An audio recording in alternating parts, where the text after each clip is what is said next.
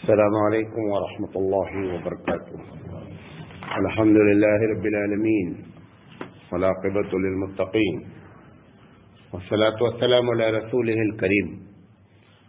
محترم حضرات، ہم منہیات اسلام یعنی اسلام میں کیا چیزیں منع ہیں اور کس کی مذمت کی گئی ہے، اس سلسلے میں آپ سے لگاتار بات کر رہے ہیں، اور آج اس کا سیریل نمبر 65 ہے۔ آج انشاءاللہ ہم 2 باتیں یا 3 باتیں کرنے کی کوشش کریں گے۔ سب سے پہلی چیز جو ہے وہ علم کا چھپانا ہے۔ کوئی بھی چیز جو آپ جانتے ہیں اس کو اپنی ذات تک محدود رکھنا اور لوگوں کو خاص کر پوچھنے پر بھی نہ بتانا، یہ اللہ کے رسول صلی اللہ علیہ وسلم نے سخت منع فرمایا ہے۔ نبی کریم صلی اللہ علیہ وسلم نے فرمایا من سئل علما فکتمہ، کہ جس سے کوئی بات کوئی علم پوچھا گیا اور اس نے اس کو چھپایا، الجم یوم القیامت بلجام من نار، قیامت میں اس شخص کو آگ کی لگام پہنائی جائے گی۔ ابو داؤد نے اس روایت کو نقل کیا، ترمذی نے نقل کیا، ابن حبان نے نقل کیا۔ یہ جو علم کی بات ہے، یہاں پر کوئی علم دین بھی مراد ہو سکتا ہے اور علم دنیا بھی مراد ہو سکتا ہے، کیونکہ جس چیز کو بندہ چھپا رہا ہے وہ اس کا اپنا کمال نہیں ہے۔ علم سارا کا سارا کس کی جانب سے ہے؟ اللہ کی جانب سے ہے۔ اب اگر آپ کو کوئی چیز معلوم ہے اور معلوم ہونے کے بعد آپ اس کو چھپاتے ہیں، خاص کر پوچھنے کے باوجود بھی نہیں بتاتے ہیں، تو گویا آپ یہ سمجھتے ہیں کہ یا تو بندہ متکبر ہے، اس وجہ سے چاہتا ہے کہ کسی کو نہیں بتائیں، اور دوسرا یہ ہو سکتا ہے کہ وہ اس قابل ہی نہیں ہے کہ اس کو نہ بتایا جائے، یہ بھی وجہ ہو سکتی ہے۔ تیسری وجہ یہ ہو سکتی ہے کہ کہیں اگر ہم اس کو بتا دیں کہ ہماری طرح کہیں ہم کو کمپٹیشن نہ دینے لگے۔ یہ تمام وجوہات ہو سکتی ہیں جس بنیاد پر بندہ علم کو چھپاتا ہے۔ جیسے کسی مولوی سے کوئی مسئلہ پوچھا گیا، سب سے زیادہ تو اس میں علم دین کا معاملہ ہے، اور اس نے اس کو چھپایا، یہ سخت عذاب ہے۔ قطعی ایسا نہیں کرنا چاہیے، بندے کو چاہیے کہ مسئلے کو کیا کرے، بتا دے۔ آپ دیکھیں کہ یہ جو جتنے ٹیکنیشینز ہوتے ہیں، ابھی ٹرک ڈرائیور کے پاس ایک کلینر ہوتا ہے، ہر ڈرائیور کے پاس ایک کلینر، وہ کلینر آتا ہے کہ ہم کو ڈرائیونگ آپ سکھائیے گا، وہ اس کو ٹالتا رہتا، سکھاتا نہیں ہے۔ بہت کا کیوں اس کو ہے کہ جب یہ سیکھ جائے گا تو کیا ہوئے، یہ ہم کو چھوڑ دے گا اور چلا جائے گا، لہذا اس کو جتنا لمبا لٹکا سکو اس کو لٹکاؤ۔ ایک دم غلط بات ہے۔ آپ یا تو اس سے پہلے کہہ دیں کہ بھائی میں 2 سال کے اندر تک آپ کو نہیں سکھاؤں گا پوری باتیں، پہلے تک گئے، لیکن ایک آدمی آیا ہے سیکھنے کے لیے، اور اسی سیکھنے کی غرض سے وہ آتا ہے اور آپ اس کو بہت معمولی سی رقم کیا ہے دیتے رہتے ہیں، اس کو ہوتا ہے کہ ہم سیکھ لیں گے، ہم بھی ڈرائیور بن جائیں گے۔ تو یہ جو چھپائے، جیسے آپ کو مثال دے رہا ہوں، یہ جو چھپائی جا رہی ہے بات، یہ کسی بھی لائن میں ہوتی ہے۔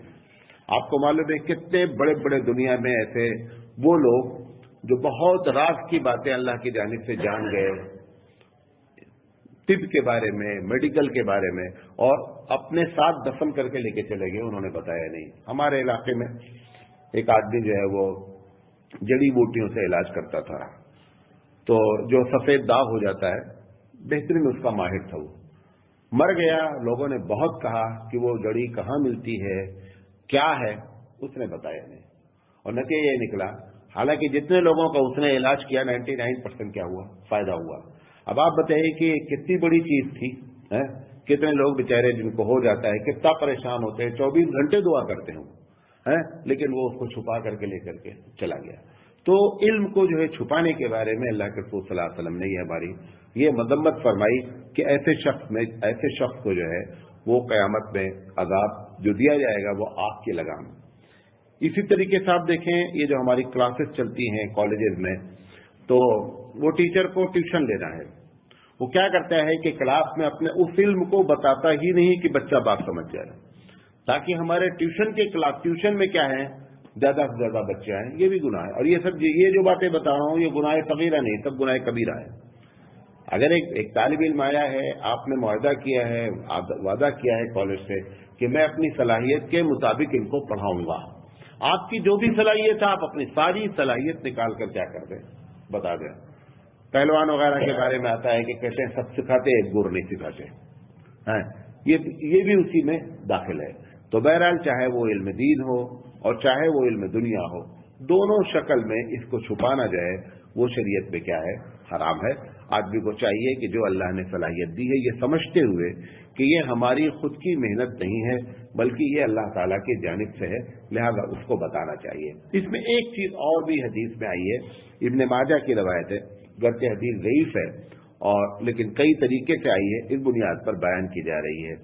اگر آپ کو یہ معلوم ہو جائے کہ یہ بندہ جو آپ سے پوچھ رہا ہے یہ بے نیازی دکھلا رہا ہے، مطلب جیسے کہ آپ دیکھیں کہ علماء کے ساتھ خاص کر ہوتا ہے، آپ نے ایک مسئلہ پوچھا، ہم نے بیان کرنا شروع کیا، آپ درمیان میں کوئی بات آ گئی یا کوئی صاحب آ گئے، آپ اس بات میں لگ گئے، یہ اصل جو بات تھی چھوڑ دیے۔ اگر ایسا معلوم ہو ایک عالم کو تو اس کو چاہیے کہ وہ دوبارہ اس بات کو شروع ہی نہیں کرے، اس کی طلب دیکھے کہ وہ دوبارہ پھر پوچھتا ہے کہ نہیں پوچھتا، یہ یار فلاں بات ہو رہی تھی۔ اگر وہ بے نیازی دکھلا رہا ہے تو علم والے کو چاہیے کہ بے نیاز آدمی کے ساتھ، کیونکہ حقیقت یہ بے نیازی نہیں بلکہ تکبر ہے، لہذا ایسے آدمی کو علم دینے کے لیے اللہ کے رسول صلی اللہ علیہ وسلم نے فرمایا کہ واضح العلم عند غیر اہلہ، ایسے آدمی کو بات بتانا جو اس کا اہل نہیں ہے، کا مقلد الخنازیر الجوہر واللؤلؤ والذهب، ایسا ہے جیسے سور کے گلے میں آپ نے ہیرے چاندی اور موتی کا ہار ڈالا۔ وہ سور جو ہے وہ ایک ایسا جانور تھا کہ وہ اس پرکار مستحق نہیں تھا کہ اس کے گلے میں خوبصورت ہار ڈالا جائے، آپ نے ایسا کر دیا علم کو۔ علم ایک زیور ہے، علم ایک سونا ہے، چاندی ہے، سب کچھ ہے، اس کو آپ نے ایک ایسے آدمی کے گلے میں ڈال دیا جو اس آدمی اس کا نہ تو قدردان ہے اور نہ اس کے اندر وہ صلاحیت ہے، لہذا اس چیز کو بھی دیکھتے رہنا ہے۔ اسی طریقے سے اگر سامنے والا یہ معلوم ہو جائے کہ یہ ہم کو ستانے کی غرض سے پوچھ رہا ہے، دن بھر واٹس ایپ پر یہ سب ہوتا رہتا ہے، اسے مسئلہ معلوم ہے، وہ ستانے کی غرض سے سامنے والے کو پوچھتا ہے، کبھی کبھی سامنے والے کا ٹیسٹ لینے کی غرض سے پوچھتا ہے کہ ان کو یہ مسئلہ معلوم ہے یا نہیں معلوم ہے۔ اگر یہ کیفیت اس کو معلوم ہو جاتی ہے کہ اس کی وجہ تکبر ہے، اس کی وجہ بے نیازی ہے، اس کی وجہ ہم کو ستانا ہے، اس کی وجہ ہمارا امتحان لینا ہے، تو ایسی شکل میں وہ چاہے تو اس کو نہ بتائے، اس کی اجازت ہے، کیونکہ اللہ کے رسول صلی اللہ علیہ وسلم نے یہ تشبیہ دے کر کے بیان فرمائی۔ لیکن اس میں بھی بتا دینا افضل ہے، بتا دینا افضل ہے۔ لیکن اگر وہ یہ سمجھتا ہے کہ صاحب نہیں میں اس کو نہیں بتاؤں گا کیونکہ یہ متکبر آدمی ہے، تو ایسی شکل میں نہ بتانے کی اجازت ہے۔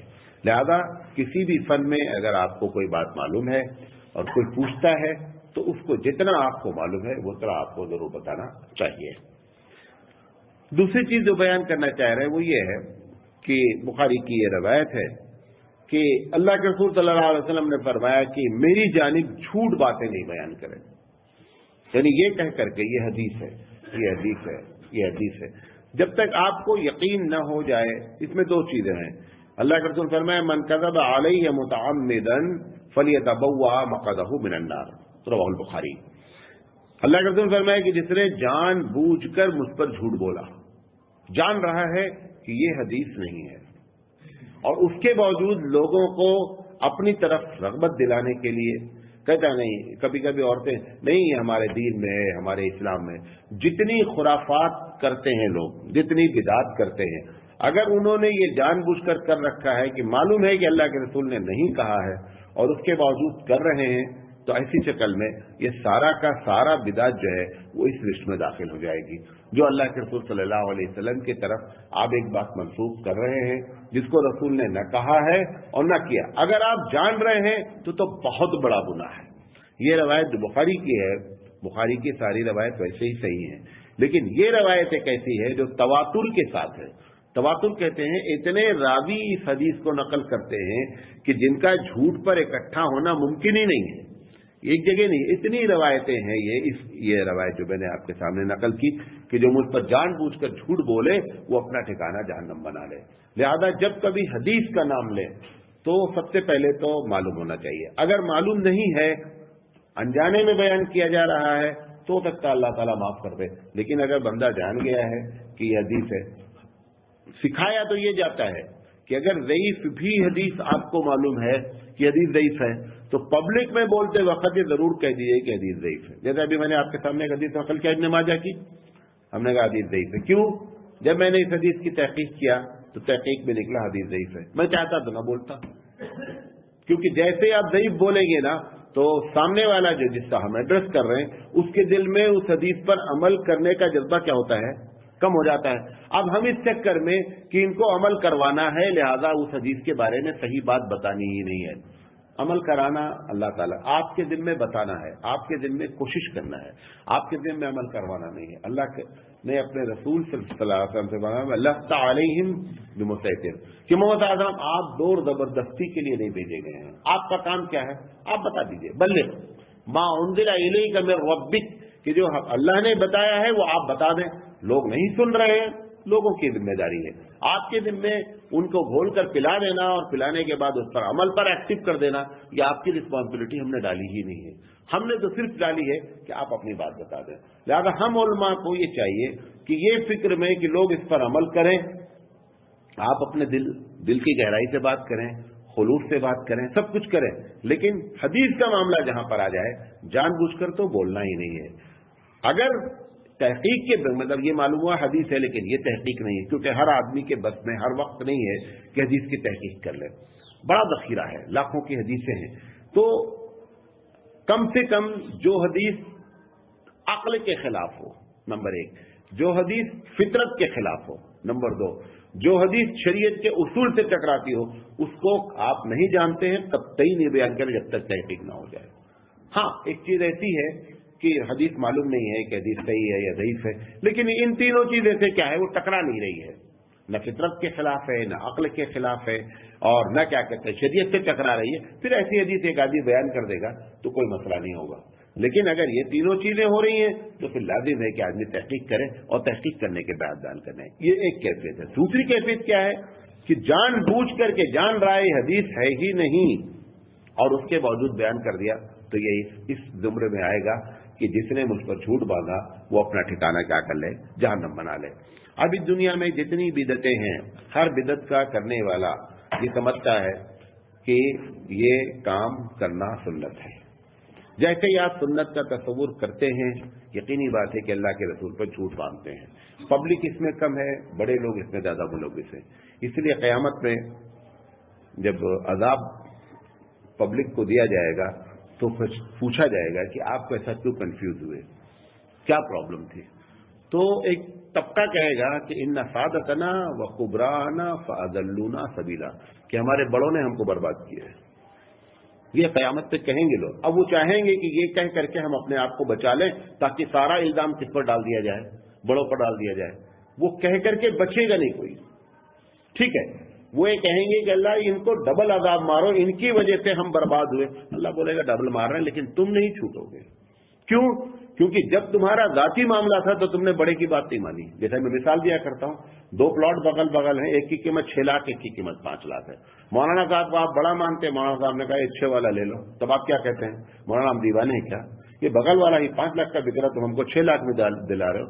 تو جب آپ کا ذاتی معاملہ ہوتا ہے تب آپ اپنی عقل کو پورا استعمال کرتے ہیں، مولانا کی باتیں سنتے ہیں. اور جب دین کا معاملہ ہوتا ہے تو آپ سارا اٹھا کر کے مولانا کے اوپر ڈال دیں کہ مولانا سمجھے، مولانا نہیں سمجھے. مولانا بھی سمجھے گا لیکن آپ کو پہلے سمجھنا ہے. بات سمجھے میری؟ تو یہ جو باتیں کی جاتی ہیں بدعت کے بارے میں، ایک آدمی بدعت کرے یہ نہیں کہے کہ رسول کا طریقہ ہے. اب مثال کے طور پر ابھی عید میلاد النبی آیا، اب ایک آدمی کو جلوس نکالنا ہے. صحیح بات یہ ہے کہ اللہ کے رسول صلی اللہ علیہ وسلم کی زندگی میں، حضور کی زندگی کے 600 سال بعد تک کوئی جلوس نہیں نکلا. یہ سب جانتے ہیں، وہ بھی جانتے ہیں جو نکال رہے ہیں. اب ایک آدمی اس سے کہتا ہے نہیں، حضور صلی اللہ علیہ وسلم جب مدینہ پہنچے تو مدینہ والوں نے حضور صلی اللہ علیہ وسلم کو جلوس کی شکل میں جو ہے وہ لے کر کے گئے، ویلکم کیا. ٹھیک ہے، اس کے بعد جب دوبارہ 12 ربیع الاول آیا تو کیا ہوا؟ بھائی 9 سال اللہ کے رسول صلی اللہ علیہ وسلم اس کے بعد بھی رہے نا. وہ 9 سال جلوس نکالا گیا کہ نہیں؟ آپ جس کو اٹھا کر دلیل بنا رہے تو نبی پر جھوٹا الزام رکھا نہیں، آپ نے رکھا. یہ جھوٹ ہے کہ آپ پبلک کو بیوقوف بنانے کے لیے، اپنا حلوہ اور اپنا مانڈی صحیح کرنے کے لیے ہم جھوٹ بول رہے ہیں. لہذا یہ بڑے بڑے گناہ ہیں، یہ چھوٹے گناہ نہیں ہیں. اور یہ بھی آپ کو بتا دیں، ایسی جتنی چیزیں آپ سوسائٹی میں ایجاد کریں گے، نئی چیز بنائیں گے، اس میں خرافات کا ہونا لازم ہے. کوئی چیز بھی بغیر خرافات کے آپ نہیں کر سکتے. لہذا بہترین طریقہ ہمارے نبی کا طریقہ، آپ نے ہر خطبے میں جمعہ کے 99.9% خطبے میں اللہ کے رسول صلی اللہ علیہ وسلم یہ جملہ ضرور فرماتے تھے کہ فَإِنَّ أَصْدَقَ الْحَدِيثِ كِتَابُ اللَّهِ کہ لوگوں سب سے سچی بات اللہ کی بات ہے. سب سے سچی بات کس کی بات ہے؟ اللہ کی. فَإِنَّ أَصْدَقَ الْحَدِيثِ كِتَابُ اللَّهِ وَأَحْسَنَ الْهَدْيِ هَدْيُ مُحَمَّدٍ صلی اللہ علیہ وسلم اور بہترین طریقہ حبیب مصطفیٰ کا طریقہ. ہر خطبے میں یہ بات کہتے تھے اور ہر خطبے میں یہ کہتے تھے کہ کل محدثۃ بدعہ کہ ہر نیا کام جو تم ایجاد کر رہے ہو یہ بدعت ہے. وَكُلُّ بِدْعَةٍ ضَلَالَةٍ اور ہر نیا کام کا ایجاد کرنا بدعت ہے اور ہر بدعت گمراہی ہے. وَكُلُّ ضَلَالَةٍ فِي النَّارِ اور ہر گمراہی کا ٹھکانہ جہنم ہے. کہ کوئی خطبہ میرے علم میں نہیں ہے کہ اللہ کے رسول صلی اللہ علیہ وسلم نے جمعہ میں خطبہ دیا ہو اور یہ حدیث یہ بات بغیر بیان جو بھی باتیں بیان کرتے تھے بہت سی باتیں بیان ہوتی تھی جمعہ میں لیکن یہ بیسکلی طور پر ہر جمعہ میں بیان کیا جاتا تھا. ہر جمعہ میں یہ لوگوں کو ریمائنڈ کرایا جاتا تھا. لہذا یہ اپنی جانب سے نبی کی طرف اس قسم کی بات کرنا ایک بہت بڑا جھوٹ ہے. تیسری چیز جو جس کی مذمت کی گئی، آپ کو معلوم ہے کہ ارکان ایمان اور ارکان اسلام یہ دو چیزیں الگ الگ ہیں. ارکان ایمان کا جو تعلق ہے عمل سے نہیں ہے، فیتھ سے ہے، یقین کرنے سے ہے. جیسے اللہ پر ایمان، اس میں کوئی آپ کو عمل نہیں کرنا ہے بلکہ دل سے ماننا ہے اور زبان سے کیا کرنا ہے؟ اقرار کرنا ہے. فرشتوں پر ایمان، آخرت، اس میں ایک چیز جو ہے وہ تقدیر کا ایمان ہے. ویسے تو کسی بھی چھ میں سے کسی کا انکار کرنا جو ہے نا وہ گناہ کبیرہ ہے، لیکن اس میں سے زیادہ تر لوگ اللہ کو مانتے ہیں، رسول کو مانتے ہیں. میں نے کل بھی کہا تھا نا، رسول کو مانتے ہیں، رسول کی نہیں مانتے. اللہ کو مانتے ہیں، اللہ کی نہیں مانتے. بھئی اللہ کی اگر مانے تو پورے مسلمان کو فجر کی نماز پڑھنی چاہیے. اب وہ جو نہیں نماز پڑھ کے اللہ کو نہیں مانتا، اللہ کو مانتا ہے، اللہ کی نہیں مانتا ہے. اپنی سہولت کی بنیاد پر اللہ کو مانا جاتا ہے اور اپنی سہولت کی بنیاد پر اللہ کی مانا جاتا ہے.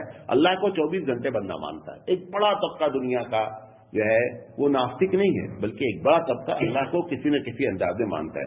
معاملہ پھنستا کر کے کیا ہے؟ اللہ کی نہیں مانتا ہے.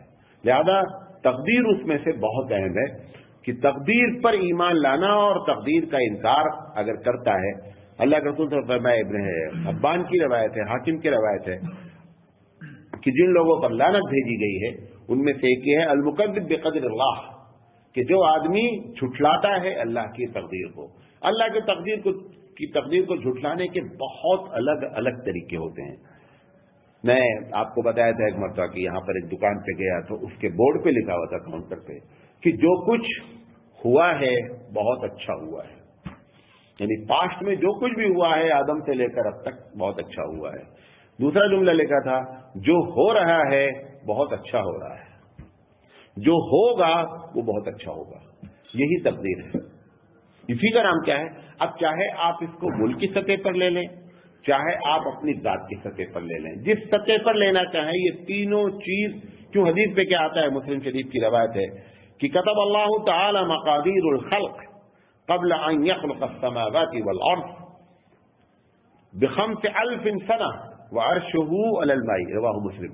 اللہ کے رسول صلی اللہ علیہ وسلم فرماتے ہیں کہ اللہ تعالیٰ نے پوری اپنی کریشن، پوری مخلوق کی تقدیر کو اس نے لکھا قبل اس کے کہ اس نے زمین اور آسمان بنایا. اس سے 50,000 سال پہلے اس نے یہ سب لکھ دیا ہے کہ اس دنیا کو کیسے رن ہونا ہے، کیا کیا دنیا میں ہونا ہے. کہہ رہے ہیں اللہ کے رسول صلی اللہ علیہ وسلم وارشہ علی الماء، اس وقت اس کا عرش جو تھا وہ پانی پر تھا. 50,000 سال پہلے اس پوری دنیا کو کس لحاظ سے رن ہونا ہے یہ لکھا جا چکا ہے. آپ اس میں کچھ نہیں کر سکتے، کچھ بھی نہیں کر سکتے. اب سوال یہ جب ہم کچھ نہیں کر سکتے تو سب سے بڑا سوال ہوتا ہے پھر کوشش کرنے کی کیا ضرورت ہے؟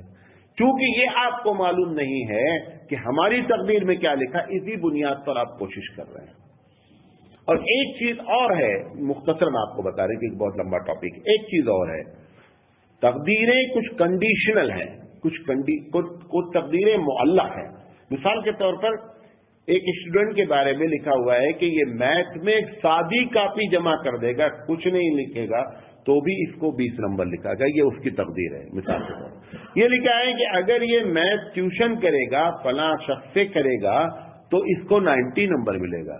یہی بندے کو نہیں معلوم ہے کہ میری منیمم کیا لکھی ہوئی ہے اور میکسیمم کیا لکھی ہوئی ہے. اسی کو بندے کو نام کیا ہے کہ آپ کو تدبیر اختیار کرنی ہے اور رزلٹ کس کے اوپر چھوڑ دینا ہے؟ اللہ کے ہاتھ پہ چھوڑ دینا ہے. اگر کسی آدمی کو یہ معلوم ہو جائے کہ میری تقدیر کیا ہے، کل کیا ہے، تو یہ خدا بن جائے گا. کل ایک صاحب نے، بہت پڑھے لکھے آدمی ہیں، کہا مولانا صاحب واٹس ایپ جہاں سے گیا تو سوال آیا ہوا تھا کہ مولانا صاحب ہم سے ایک صاحب کہہ رہے ہیں کہ جو ہے وہ اگر آپ کسی کے مرید بن جائیں، وہ مرید صاحب، وہ صاحب کہہ رہے ہیں کہ اگر مرید ہو جائے تو آپ کا فیوچر کیا ہے، آپ کے بارے میں کیا ہے، ساری باتیں آپ کے پیر کو معلوم ہو جاتی ہیں. تو اس لیے وہ کہہ رہے ہیں کہ آپ ان کے مرید بن جائیے. تو ہم نے کہا ان کو یہ بھی تو معلوم ہوگا کہ اگر ہم آپ پر محنت کریں گے تو آپ مرید بنیں گے کہ نہیں بنیں گے. جب آپ اتنا فیوچر جانتے ہیں کہ ہمارے فیوچر جان جائیں گے کل کیا ہونے والا ہے، تو آپ پر محنت وہ کیوں کر رہے ہیں کہ آپ مرید بنے؟ ان کو تو پہلے ہی بات معلوم ہے اس پر بندے پر محنت کرنے کا کوئی فائدہ نہیں ہے. یہ مولانا سراج سے پوچھے گا اور مرید نہیں بنے گا، یہ بھی تو آپ کو معلوم ہونا چاہیے. نہیں سمجھے میری بات؟ تو اب سوال یہ ہے، ایسے ایسے لوگ باتیں کرتے ہیں. تو تقدیر لکھی ہوئی ہے، تقدیر میں کچھ نہیں کیا جا سکتا ہے. جو کہتے ہیں نا کہ دعائیں تقدیر کو بدل دیتی، وہ لکھا ہوا ہے کہ دعا کرے گا تو تقدیر بدلے گی، تبھی بدلے گی، وہ بھی لکھا ہوا ہے. تو اس کی اگر آپ مثال ہم نے آپ کو ایک چھوٹی سی مثال دی، کیونکہ بڑا سینسیٹیو ٹاپک ہے یہ. جیسے یہ ٹیبل ہے، اس ٹیبل کے اوپر ہم نے ایک چھوٹا سا گیند رکھا اور گیند کو پش کر دیا. اب ٹیبل پر گیند چل رہا ہے، کبھی آگے جا رہا ہے، کبھی پیچھے جا رہا ہے. ایسے کرتے کرتے آ کر کے آخر میں گیند کیا ہو گیا؟ گر گیا. جیسے جیسے چلتا رہا، ہم نے پیپر اٹھا لیا، ویسے ویسے اس کا گراف بناتے گئے. ایسے گیا، اوپر آیا، نیچے گیا. اب پیپر فولڈ کر دیا ہم نے. ہم یہ کہہ رہے ہیں آپ سے، دیکھو اگر یہ گیند ٹیبل پر چلاؤ گے تو ایسے چلے گا. دیکھو بھائی، ہم نے جو پہلی مرتبہ چلایا اس وقت گیند کو آزاد رکھا ہے. کہ آپ جو کچھ کر رہے ہیں یہ سب آپ کا ریپلے ہے، یہ سب آپ کا ریپلے ہے. صحیح حدیث میں آتا ہے، قرآن کی آیت ہے کہ جب آدم کو اللہ نے پیدا کیا تو ساری مخلوق کو پیدا کیا، اور پیدا کرنے کے بعد اس نے پوچھا کہ یہ بتاؤ آدم علیہ السلام، حدیث میں آتا ہے کہ رائٹ سائڈ کچھ لوگ تھے، کچھ لوگ لیفٹ سائڈ بیٹھے ہوئے تھے، اور ایسے تھے جیسے چونٹیاں ہوتی ہیں، اتنے چھوٹے چھوٹے لفظ. کب تک کے لیے؟ قیامت تک کے سارے لوگ وہاں پر موجود تھے. آدم علیہ السلام جب داہنی طرف دیکھتے تھے تو خوش ہوتے تھے، اور جب بائیں طرف دیکھتے تھے تو بیچارے بہت افسوس کرتے تھے کہ ان کی اولاد ہے. بائیں طرف والے سارے کے سارے وہ لوگ تھے جو غلط کام کرنے والے تھے اور جہنم میں جانے والے تھے. دائنی طرف وہ والے تھے جو نیک کام کرنے والے تھے اور جنت پہ جانے والے تھے. یہ کب ہوا ہے؟ یہ آدم علیہ السلام جب پیدا ہوئے اسی وقت ہوا. پھر اسی وقت اللہ تعالیٰ نے یہ سوال کیا لوگوں سے کہ لوگوں یہ بتاؤ کہ میں تمہارا رب نہیں ہوں کیا؟ قرآن مجید نے پورے سین کو کھینچا ہے. سب لوگ مل کر کے بولے اللہ ہم گواہی دیتے ہیں کہ آپ ہمارے رب ہیں. یہی وجہ ہے کہ فطرت میں، انسانی نیچر میں یہ بات ہے کہ نیچرل انسان کے اندر یہ ہے کہ وہ توحید کو ایکسپٹ کرتا ہے. جتنے لوگ یہ لوگ جو کیا کہتے ہیں سوال کرتے ہیں نا کہ ایک آدمی غیر مسلم کیا پیدا ہو گیا، وہ جہنم میں جائے گا بقول ہمارے. سوال یہ کہ اس کی کیا غلطی صاحب؟ وہ اپلیکیشن دے کے تو غیر مسلم کیا نہیں پیدا ہوئے، اور آپ اپلیکیشن دے کر کے مسلمان کیا نہیں پیدا ہوئے ہیں. آپ کے اندر اگر اچھی صفتیں ہیں، اللہ پر ایمان ہے، تو اس کی بنیادی وجہ آپ نے ارن نہیں کیا ہے، آپ نے کوشش نہیں کی. آپ مسلمان گھرانے پیدا ہو گئے لہذا آپ مسلمان ہو گئے. وہ بیچارہ بدھ کا پجاری ہو گیا کیونکہ بدھ کی پوجا والے گھر کے پیدا ہو گئے. اس کی کیا غلطی اس بندے کی جو بچہ وہاں پیدا ہوا؟ تو اس کا جواب یہ دیا جاتا ہے. سب سے پہلی بات تو یہ کہی جاتی ہے